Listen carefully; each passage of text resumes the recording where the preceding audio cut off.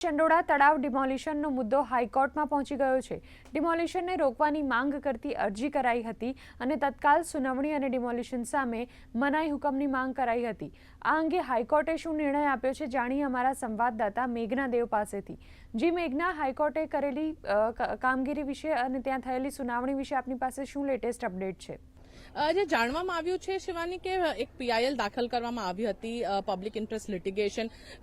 જેમાં આ રિક્વેસ્ટ કરવામાં આવી હતી હાઈકોર્ટ ને કે જે ડેમોલિશન ડ્રાઈવ છે એના ઉપર સ્ટે આપે। તો આજે કેમ કે રજા છે, પરશુરામ જયંતિની સ્ટેટની રજા છે, તો હાઈકોર્ટ બંધ હતું, પણ એના છતાં અહીંયા જે હાઈકોર્ટમાં સુનાવણી થઈ, અર્જન્ટ હિયરિંગ, હાઈકોર્ટે આ વિષયને અર્જન્ટ હિયરિંગ માટે પિક કર્યું હતું અને પછી જે પીઆઈએલ હતું એમને ડિસમિસ કરવામાં આવી છે અને ડિમોલિશન ઉપર કોઈ સ્ટે નહીં લાગે તો કામગીરી ચાલી રહી છે અત્યારે। અને જેવી રીતે અહીંયા જે કામગીરી ચાલી રહી છે અને અત્યારે અહીંયા તો કામગીરી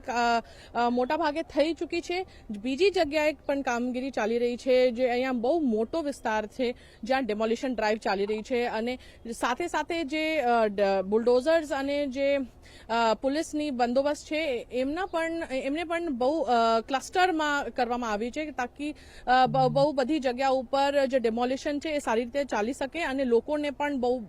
અહીંયા જે લોકો અહીંયા આસપાસના એરિયામાં રહે છે એમને પણ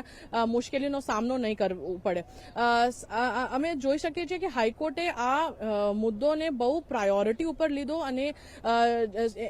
એના ઉપર સુનાવણી કરી અને પછી જે ડિસમિસ કરવામાં આવ્યું છે એનાથી